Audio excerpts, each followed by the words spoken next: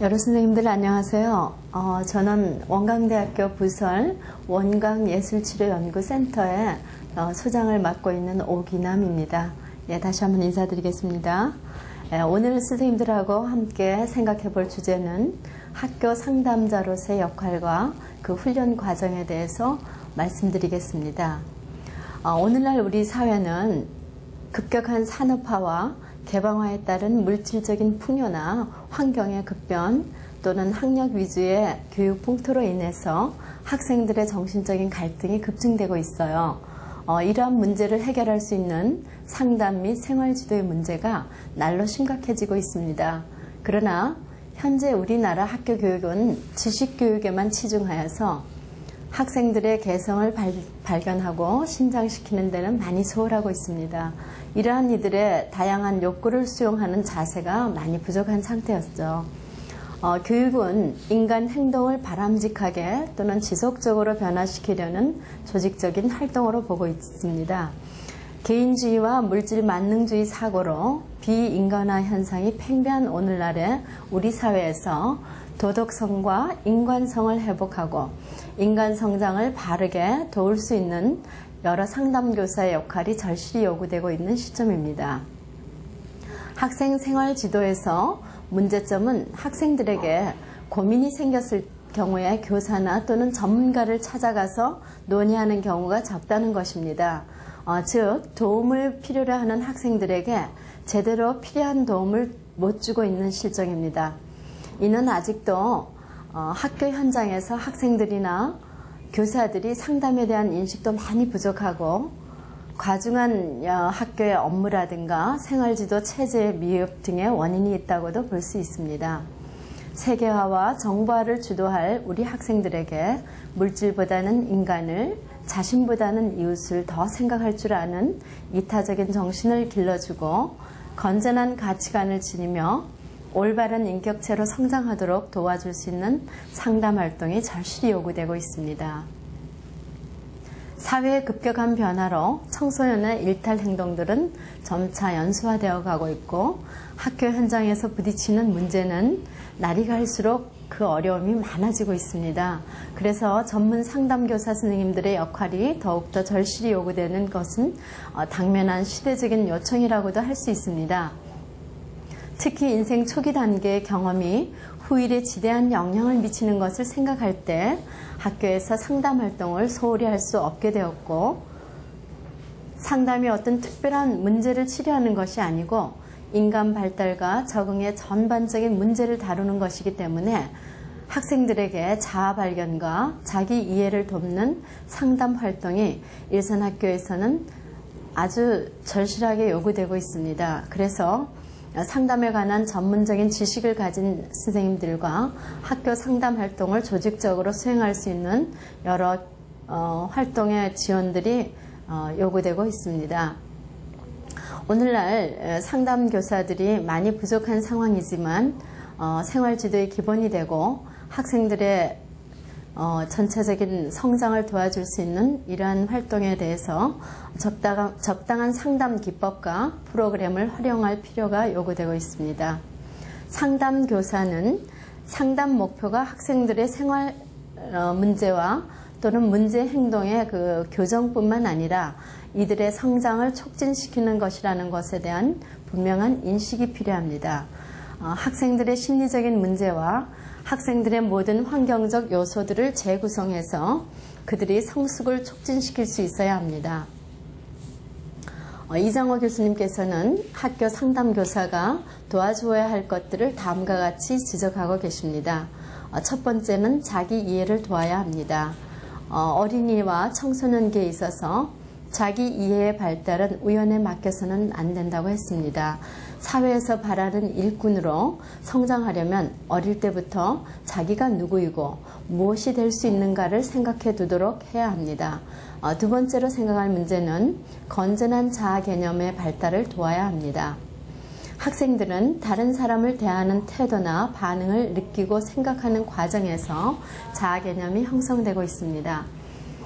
이러한 학생들의 건전한 인격을 형성하기 위해서는 자기에 대한 다른 사람의 태도와 생활의 경험을 현실적이고 또는 편견 없이 받아들이는 습관을 가져야 할 것입니다.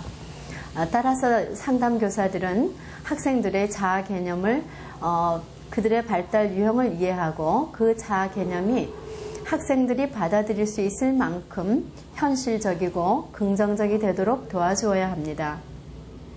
세 번째는 학습 과정의 촉진을 도와야 합니다. 상담은 학생들로 하여금 자신의 능력과 취미를 발전시키고 잠재력을 최대한 활용할 수 있게 하여야 합니다. 또한 학습 방법의 결함을 보완해주고 장점은 발전시켜 주어야 합니다. 네 번째는 대인관계의 발달을 도와주어야 합니다. 학생들은 상담을 통해서 주위의 성인들과 또는 동료들과의 인간관계를 이해하게 되고 보다 바람직한 태도들을 배우게 됩니다. 다시 말해서 지금까지 주위 사람들을 대하는 태도가 어떻게 바람직하지 못했고 앞으로는 어떻게 하는 것이 바람직한가를 상담 교사들로부터 배울 수 있습니다. 다섯 번째는 정서적인 문제 해소를 도와야 합니다. 학생들은 흔히 상담 교사의 지도를 요하는 개인적인 정신적인 문제들을 가지고 있을 수 있습니다. 예컨대 수줍음이라든가 또는 자신감의 결여, 습관적인 걱정, 친구와의 갈등 등은 상담을 통해서 많이 수정될 수 있습니다. 상담을 통해서 문제를 해결하는 방법을 배움으로써 다른 문제들을 해결할 수 있는 요령을 터득하게 된다는 것입니다. 이와 같이 학생들은 그들의 생활 속에서 여러 가지 이유로 많은 갈등과 고민과 근심, 걱정 또는 욕구 불만의 상태에 놓일 수도 있습니다. 학교 상담에서는 이러한 학생들로 하여금 그들의 당면 문제를 더 효율적으로 해결하고 보다 원만하게 자기 성장을 할 뿐만 아니라 주위의 여건을 생산적인 방향으로 개선할 수 있도록 도와주어야 합니다. 이것은 결국 학생들이 가지고 있는 가능성을 되도록 많이 활용하여 충분히 기능을 발휘할 수 있는 각자의 개인이 되도록 도와주는 것입니다. 본 강좌에서는 학교 상담에서 학생들을 보다 효율적으로 도와주기 위해서 상담교사의 역할과 학교 상담의 영역, 상담교사의 자질 또는 학생 상담에서의 고려할 점 등을 살펴보고자 합니다. 첫 번째로 상담교사의 역할에 대해서 말씀을 드리겠습니다. 상담교사는 상담이 갖는 중요한 역할의 수행자로서 성격을 갖춰야 하고 상담자 나름대로의 확실한 신념과 태도를 지니고 있어야 합니다. 상담교사는 교육체제의 맥락 가운데서 다양한 역할과 기능을 수행해야 하므로 상담교사의 역할에 대해서는 다음과 같이 정리해 볼 수가 있습니다. 첫째는 학생의 자기 이해와 자기 수용을 도와야 합니다. 두 번째는 학생의 자기 이해에 영향을 줄 문화적인 변화에 대해서 민감해야 합니다. 세 번째는 학생의 현명한 교육적, 직업적인 선택을 도와주어야 합니다. 네 번째는 학생을 위하여 집단 학습 경험을 제공해야 합니다. 다섯 번째는 학생의 자기 책임감을 높여주어야 합니다. 여섯 번째는 학생의 재능의 다양성을 수용하고 고무시켜 주어야 합니다. 또한 상담교사는 한 학교에서 중심적인 노력에 자신을 참여시키기 위한 다음과 같은 일들을 수행할 책임도 있습니다. 첫 번째로 학생들과 개별적으로 만나서 상담하는 일과 두 번째는 학생지도 문제에 관해서 교사와 행정가와 학부모들과 협력하는 일, 세 번째는 전교 학생의 실태나 동향을 조사하여 연구하고 학교 운영위원회 및 행정가에게 연구의 결과들을 해석해주는 일과 네 번째는 학교와 지역사회에 있는 상담 활동에 유용한 자료를 제공하는 일 등을 수행해야 합니다. 서울특별시 카운슬러 협회에서는 상담교사의 역할을 다음과 같이 설명하고 있습니다. 첫째, 행정적인 측면에서 상담교사는 학생 지도의 한 영역을 학교장으로부터 위임받은 보조기관이므로 학생 지도에 대하여 책임을 져야 하는 행정적인 역할을 수행해야 합니다.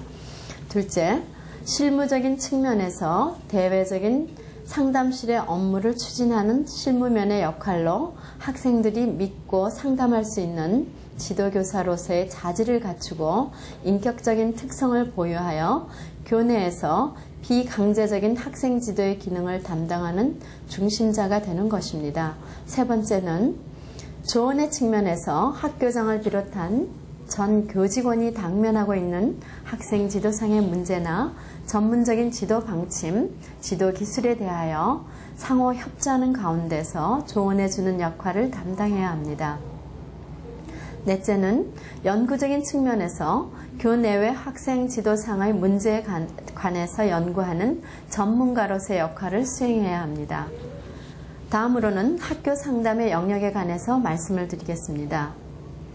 이정호 교수님은 특수 문제별 상담 영역으로 학습 문제 상담, 직업 및 진로 문제의 상담, 비행 청소년의 상담 등으로 분류하였고, 장혁표 교수님은 문제별 상담 영역으로 성격 부적응 상담, 학습 문제 상담, 문제 행동의 상담, 진로 문제 상담, 장애자 상담으로 분류하였습니다. 이와 같은 분류를 참고로 하여서 학교 상담 영역을 다음과 같이 5가지로 정리해 볼 수 있습니다. 첫 번째로 학습 문제 상담입니다. 학업 지도는 교육 지도라고도 할 수 있는데 정상이든 비정상이든 학습의 효율화를 극대화하기 위해서는 학교에서 제공되는 모든 배려라고 할 수 있습니다. 따라서 여기에 속하는 문제로는 적응을 돕기 위한 오리엔테이션과 학습 효율을 극대화시키기 위한 지도와 학습 부적응 및 학습 부진 학생을 위한 특별 지도가 있습니다. 두 번째는 성격 문제 상담입니다. 성격이란 개인이 나타내는 행동이나 내적, 외적 요구에 적응해가는 데 있어서 일관성 있는 경향이라고 할 수 있습니다. 그러므로 인간이 환경에 적응하는가 또는 실패하는가 하는 문제는 그의 성격과 깊은 관계가 있습니다.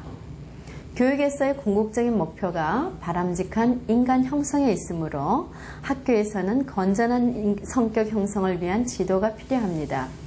심각한 부적응 현상은 전문적인 훈련을 받은 전문가에게 의뢰하여야 하겠지만 학교에서 학생들로 하여금 자기 문제를 자발적으로 해결할 수 있는 능력을 개발하여 변화하는 이 시대에 잘 적응하게 하고 인생의 건전한 목표를 설정하고 정진하게 하여 타고난 가능성을 실현하게 함으로써 학생들의 부적응 행동의 예방뿐만 아니라 정신 건강을 유지하게 하고 향상시키는 것이 학교 상담의 중요한 과제입니다.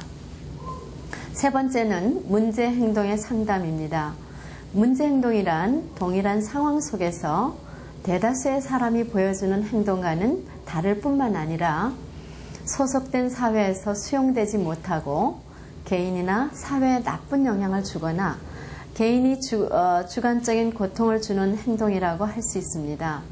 문제 행동에는 뒤늦게 귀가하는 버릇이라든가 공부를 게을리하는 버릇 또는 잦은 결석, 몸가짐이 단정하지 못한 버릇 등 비교적 교정하기 쉬운 행동이 있는가 하면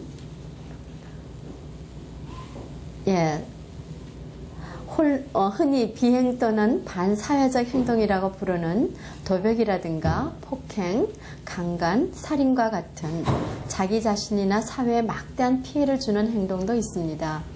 그리고 환경적인 요인보다는 정신박약이나 지체 부자유 등 개인의 유전적, 신체적 요인과 관련된 학습 부진과 비사회적인 행동 등의 문제 행동이 있기도 하고 불안, 우울, 건강 염려증, 섭식 장애 등 심리적인 정신적 문제 행동들도 있습니다. 네 번째는 진로 문제 상담입니다.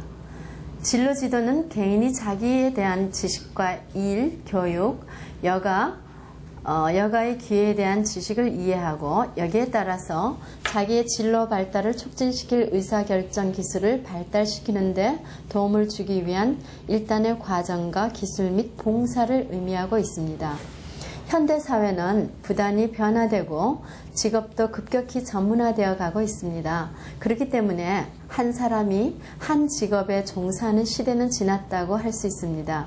따라서 상담교사는 개인의 진로 발달을 촉진시키는 것과 동시에 자신의 진로를 계획하고 준비하여서 올바른 직업을 선택하기 위한 의사결정을 도와주어야 하고 선택한 직업에 효과적으로 적응하여서 자아 실현을 이룰 수 있게 도와주어야 합니다.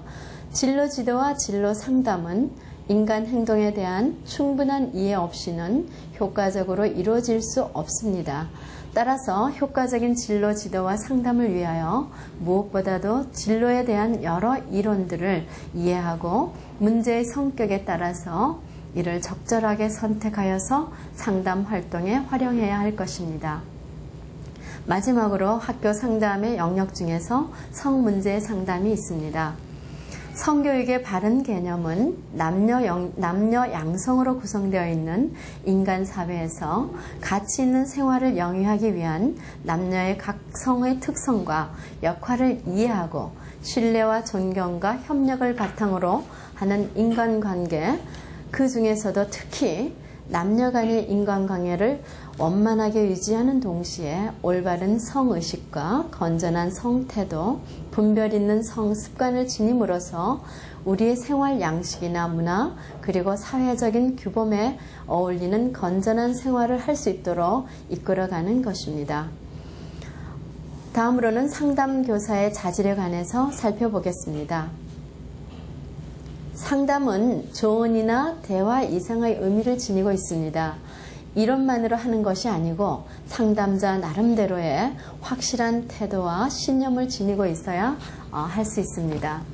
정원식 교수님은 상담자의 자질을 인간적인 자질과 전문적인 자질, 즉 상담 과정을 효과적으로 진행시키는 데 필요한 전문적인 지식과 기법으로 구분하였고, 상담교사 자신이 적응상의 문제를 가지고 있으면 다른 사람과의 적응을 도울 수 없기 때문에 상담자에게는 자신의 적응 상태를 높이기 위한 계속적인 노력이 요구된다고 하셨습니다. 상담교사로서의 능력과 태도를 정리해보면 다음과 같습니다. 첫 번째는 많은 교육적, 직업적 정보를 가지고 있어야 합니다. 선생님들께서 이러한 정보를 풍부하게 가지고 있을 때 학생들을 더욱더 잘 도와드릴 수가 있습니다. 두 번째는 교직원 간의 원만한 인간관계를 이룰 수 있는 능력과 태도가 필요합니다. 상담교사가 인간적인 적응 문제에서 더 원만한 해결을 할 수 있어야 다른 사람을 잘 도울 수가 있다고 봅니다.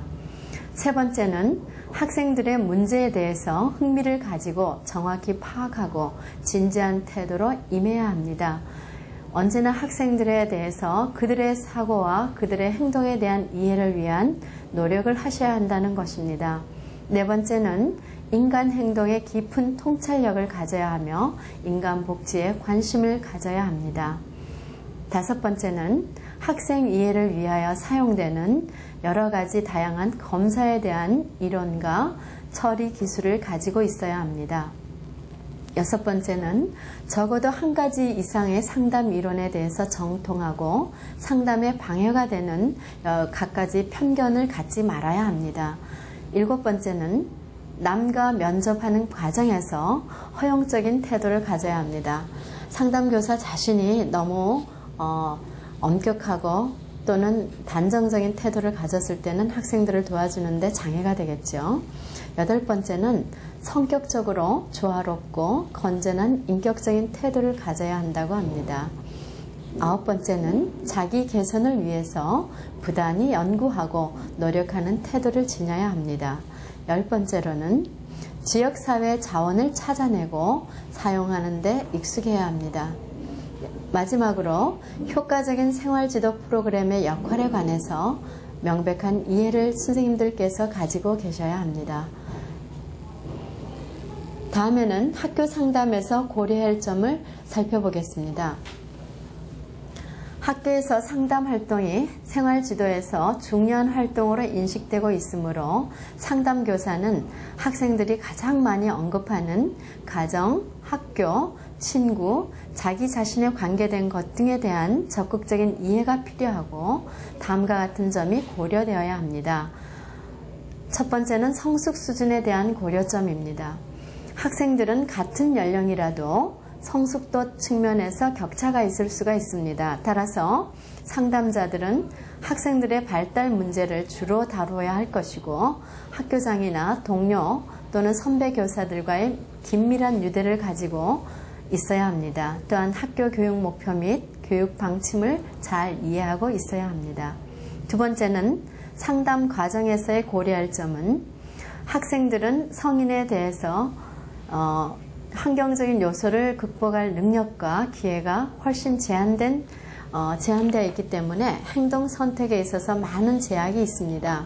그러므로 상담 교사들에게 의존적인 그런 태도를 보일 수도 있습니다. 상담 교사는 학생들이 말로 표현하지는 않지만 그러한 심리적인 단서를 민감하게 이해할 수 있어야 하고 언어 이외의 여러 가지 행동으로 의미하는 바를 파악할 수 있어야 합니다. 또한 학생들은 자신의 중요한 생활 문제를 해결할 정도로 성숙되어 있지 않기 때문에 그들의 수준을 감안해서 상담해야 합니다. 세 번째 고려할 점은 학생 상담에 대한 기법입니다. 학생 상담은 기본 원리상으로는 성인 상담과 비슷하지만 상담자가 사용하는 기법이나 과정상의 강조점 등이 크게 다를 수가 있습니다. 이것은 욕구 좌절 및 불안의 정도가 비교적 낮고 의존성이 강하다는 학생들의 특성과 교육적, 사회적 환경의 특성 때문입니다. 학생들을 상대로 면접 상담이나 효과적으로 활용될 수 있는 면접 상담이 효과적으로 활용될 수 있는 면에서는 첫째, 어떤 사건의 원인과 결과의 관계를 이해시키거나 둘째, 여러 행동 방향 중에서 가장 바람직한 것을 선택하도록 하거나 셋째, 생활 환경에서 중요한 타인, 즉 교사, 부모, 형제나 친구 등에 대해서 바람직한 태도를 깨닫게 하고 넷째로 학습 방법 등을 개선하는 것이 이 면접 상담을 효과적으로 활용할 수 있는 측면입니다. 그러면 학생을 면접할 때 사용되는 기법의 유형들을 살펴보면 다음과 같습니다. 첫 번째는 평가입니다. 성숙 수준과 이해 능력에 합당한 자기 이해를 하고 있는가를 알아보아야 합니다. 두 번째는 정보 제공입니다. 학생들이 궁금해하는 질문들에 대해서 응답해주고 학교 공부와 가정 생활에 긍정적인 태도를 갖도록 하는 데 필요한 자료 및 정보를 제공해야 합니다. 세 번째는 격려입니다. 자신감 및 적극적인 생활 태도를 갖도록 하고 바람직하다고 생각되는 중요한 활동과 노력을 격려해야 합니다. 격려의 본질은 학생의 장점, 자질 및 관심을 부각시켜주고 인정해주는 것입니다. 네 번째는 생활환경 및 자아 개념의 분석입니다. 자신을 보는 관점 및 생활환경에 대한 태도를 탐색해 주어야 합니다. 다섯 번째는 명료화입니다. 학생이 관심을 두고 있는 생각이나 욕구를 분명하게 이해하도록 도와주어야 하고 또는 취해야 할 바람직한 행동과 태도가 무엇인지를 여러 가지 사례를 통해서 이해시켜 주어야 합니다. 마지막으로는 강화입니다. 학생의 좋은 습관과 바람직한 생각을 강화해 주는 것이 성인 상담의 원리와 같다고 볼 수도 있습니다. 특히 학생 상담에서는 착실한 노력의 결과를 인정해주고 칭찬해주는 것이 효과적인 강화가 될 것입니다. 학교 상담은 학생들의 전 생활 과정을 통해서 문제점을 발견하여서 관심을 가지고 적절한 지도를 하는 것에서부터 출발된다고 볼 수 있습니다. 그래서 좋은 상담교사가 되려면 순수한 헌신의 자세를 가지고 학생들을 온전하게 도와주려는 열정이 있어야 하며 상담교사 자신이 긍정적인 자아 개념을 가지고 학생들에게 따뜻하고 친절한 태도로 더 많은 관심을 기울여 주어서 학생들의 창의적이고 발전적인 행동을 선택할 수 있도록 도와주어야 합니다. 상담교사는 전문적인 상담자에게 자문을 받거나 다양한 기관에서 실시하고 있는 상담에 관한 연수의 기회를 확장해서 상담 기술에 대한 꾸준한 연천의 의지를 가져야 합니다. 무엇보다도 중요한 점은 학생들을 사랑하는 마음과 그들의 아픔에 동참하는 자세로 상담 활동에 대한 뜨거운 열정이 있어야 합니다.